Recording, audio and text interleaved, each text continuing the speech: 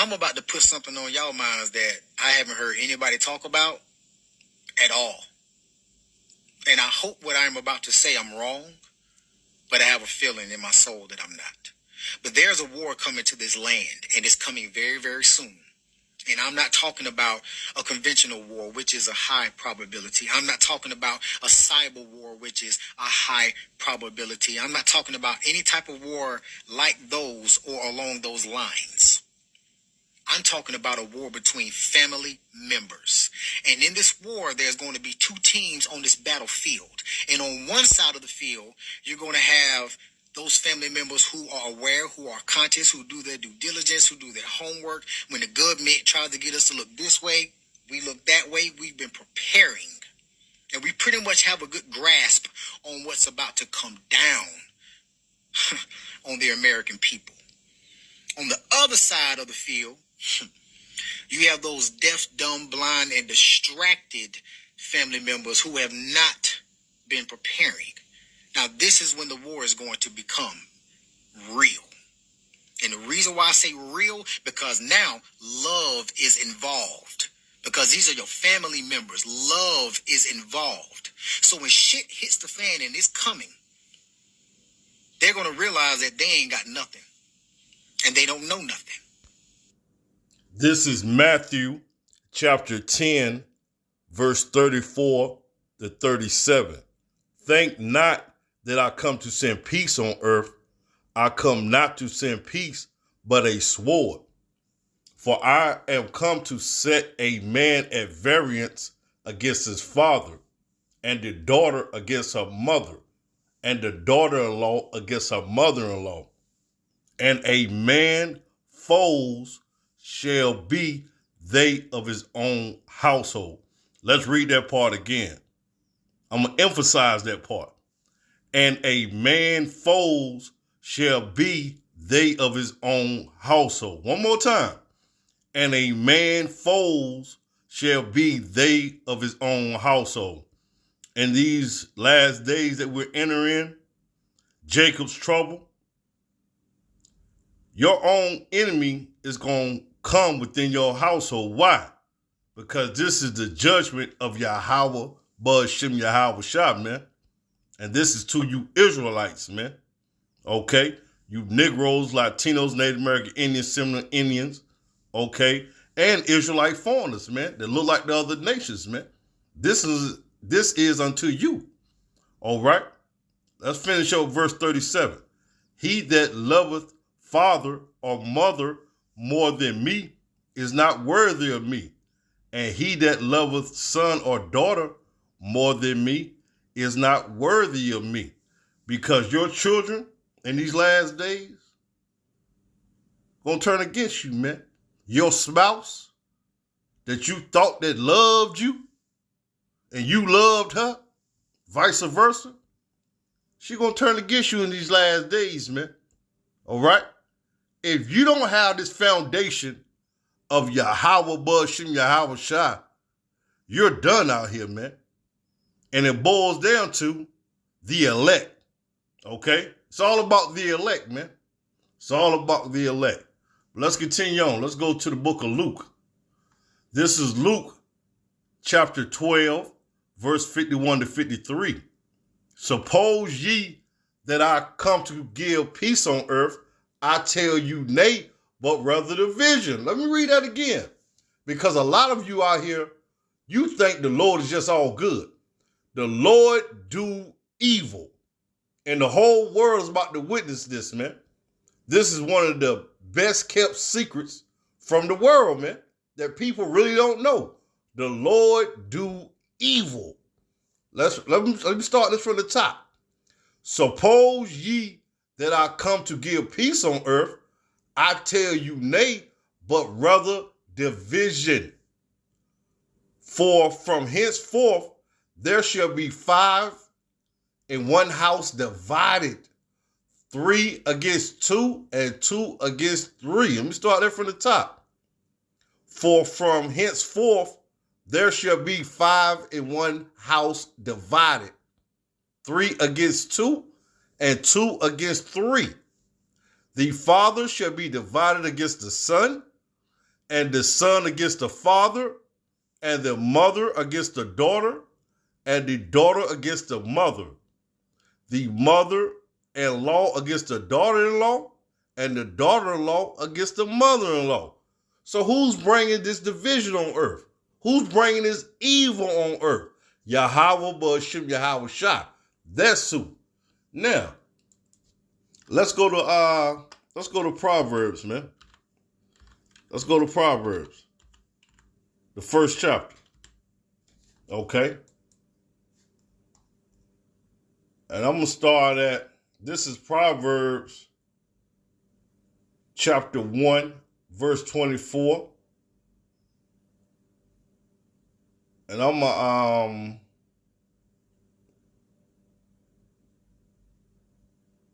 going to read the 30. Because this is basically what the guy that you see talking on the screen on TikTok, this is basically what he's saying, man. Because those of you who have heard this word, man, it was the Lord calling out to you, and you turned your back on him, man. You turned your back on him, man. Matter of fact, we're going to start at 22. How long, ye simple ones, will ye love simplicity? And the scorners delight in their scorning, and fool hate knowledge. Turn you at my reproof. Behold, I will pour out my spirit unto you, and I will make known my words unto you. Because I have called, and ye refuse. Yeah, the 2/3. The 2/3 have heard this word, right? And refused to hear it. Okay. But it wasn't for you anyway. I have stretched out my hand, and no man regarded. But ye have set at naught at all my counsel, and with none of my reproof. Then this the Lord talking. I also will laugh at your calamity. I will mock when fear cometh. You don't hear that in the church, do you? So when your fear come upon you, the Lord is going to laugh and mock you. Let's read it again. I also will laugh at your calamity. I will mock when your fear cometh. When your fear cometh as desolation, and your destruction come as a whirlwind, when distress and anguish cometh upon you. Then shall they call upon me, but I will not answer. They shall seek me early, but they shall not find me. For they hated knowledge and did not choose the fear of the Lord. Hey, there you have it, man. I got one more for you, man. Let's go to Isaiah. I'm going to let the rest of this video play out, man. Okay? This is Isaiah chapter 66, verse 4. I also will choose their delusion and will bring their fears upon them. Why, Lord? Because when I called, none did answer. When I spake, they did not hear, but they did evil before my eyes and choose that in which I delight not. That's what's coming for you 2/3 of you Israelites, man. All right? I'm going to let the rest of this video continue, though. And I'm going to say one more thing. The gentleman said he have heard nobody talking about this. Well, the Israelites, we've been talking about it. Ain't nobody listening. You know? Ain't nobody listening. Let's continue on. But they know what you got, so they think. They know what they think. They know that you know something.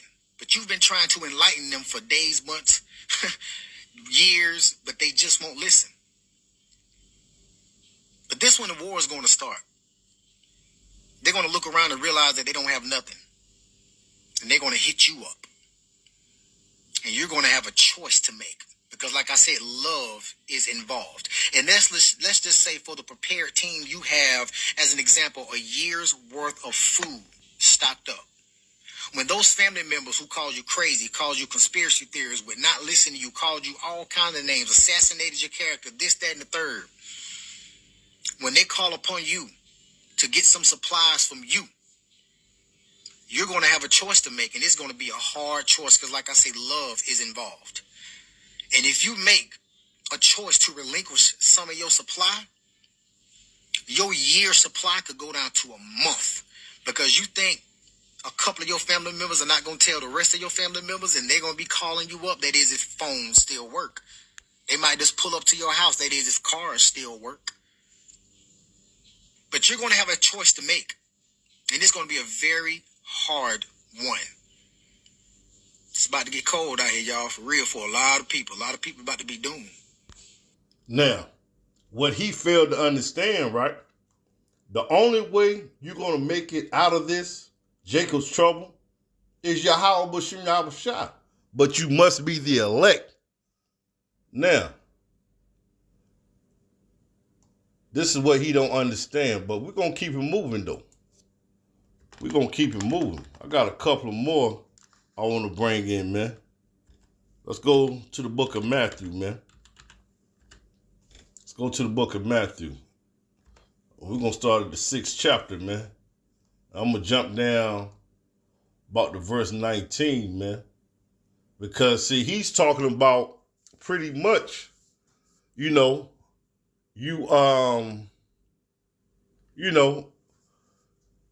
stashing goods and stuff, right? But it ain't gonna matter, man. If the Lord is not with you, man, you doing all that prepping, it's gonna be for somebody else, man. All right? This is Matthew chapter 6, verse 19. But this is what we doing, man. The brothers that's out here preaching his word, man. Start from the top, the apostles and the elders of GMS, okay, to the bishops, down to the brothers like me who teach the likewise doctrine, man. This is Matthew chapter 6, verse 19. We're going to read down a little bit. Lay not up for yourselves treasures upon earth, where moth and rust do corrupt, and where thieves break through and steal. But lay up for yourselves treasures in heaven. Let's read that part again. But lay up for yourselves treasures in heaven, whether neither moth nor rust do corrupt, and where thieves do not break through nor steal. For where your treasure is, there will your heart be also. There you have it. Okay? And let me go back to Isaiah, man. Okay? Because he was talking about food in that day, right? But we ain't gonna worry about it, man. We're gonna be good in that day because Yahweh B'Shem Yahushua is gonna provide for his elect, man. And Lord willing, we are those men. Lord willing, man.